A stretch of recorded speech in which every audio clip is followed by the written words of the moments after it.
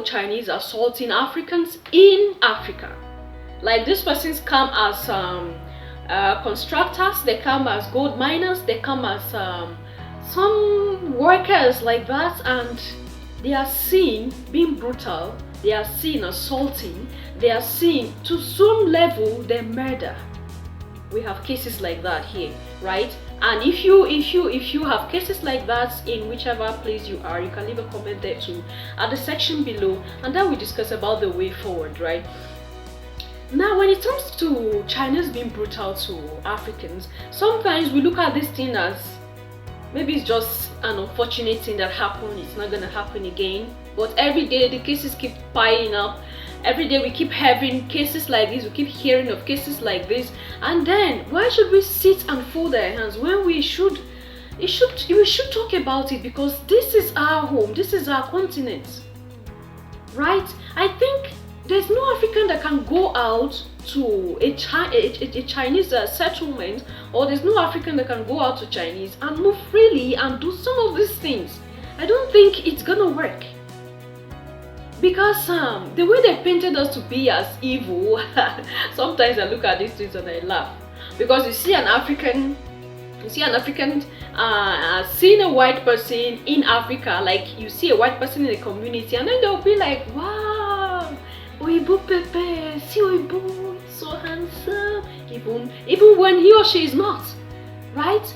You see the joy and the happiness there, the eagerness to communicate is there. But I think reverse is the case when it comes to Africans being in their country.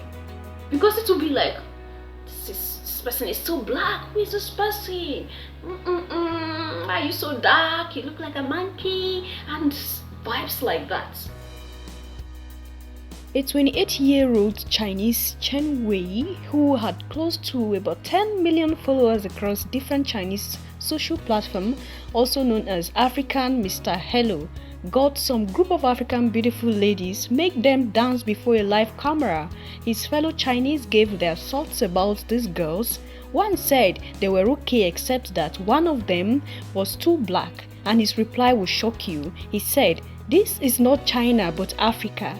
Africans are inherently savage, barbaric. They only have profits in their eyes." And still, they keep blaming Africans that Africans are wicked, Africans are not friendly, Africans are this or that.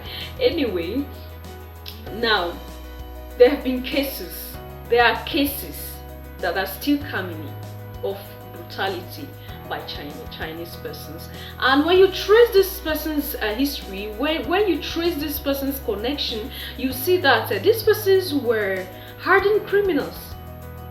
These persons were hardened criminals that were shifted to Africa to work as constructors and gold miners. Why will you look at someone in your community as not fit to live with humans? Someone you feel, okay, this person is dangerous to the human life, and then you send that person with your conscience deep down, you feel it's okay to transport persons like this to other group of human beings. Now come on, where is the humanity we talk about? And we claim we should love ourselves. We are all humans, we have blood flowing in us, which is true anyway, but where is the love? Where is that humanity? That you will sit down as minister or whatever, or as a president or whatever in any country, and you feel it's okay to transport criminals to Africa. Come on, that is to say, they have seen us as dumping grounds. We are now seen as people that do not deserve to live. I keep saying this, that this is the reason why we should be united as African countries. We should come together so that some of these things will cut down. Even if it's not going to be eliminated totally, but it should reduce. The way we are being looked at, it should be of more dignity.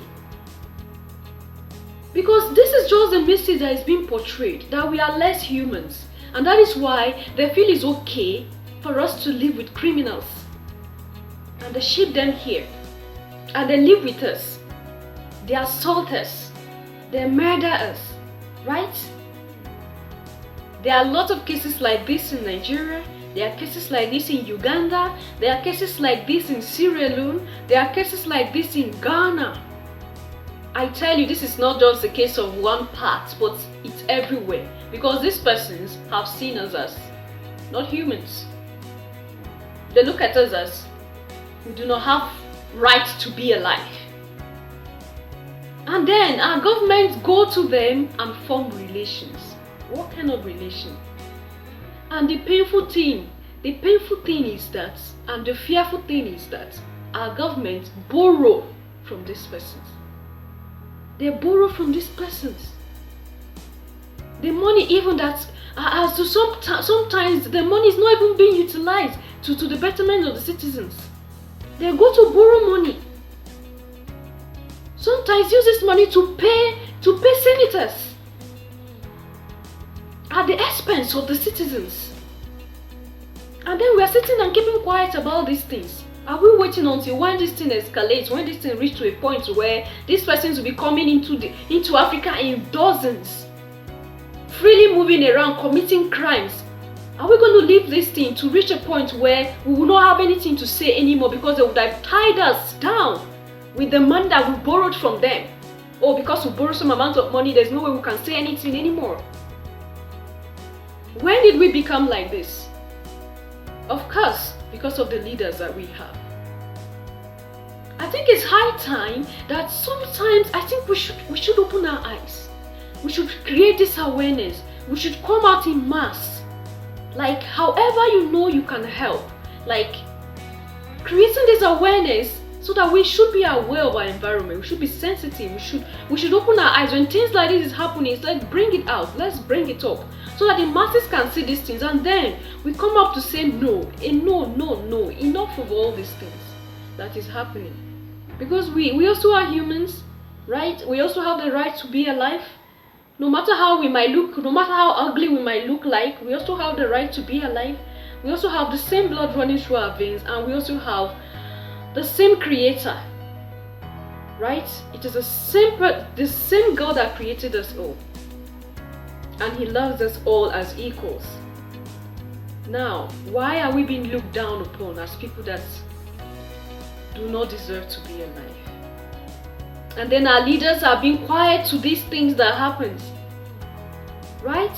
And sometimes even when these persons are arrested, are you sure that they are being treated the way they should be treated as criminals? These are the questions.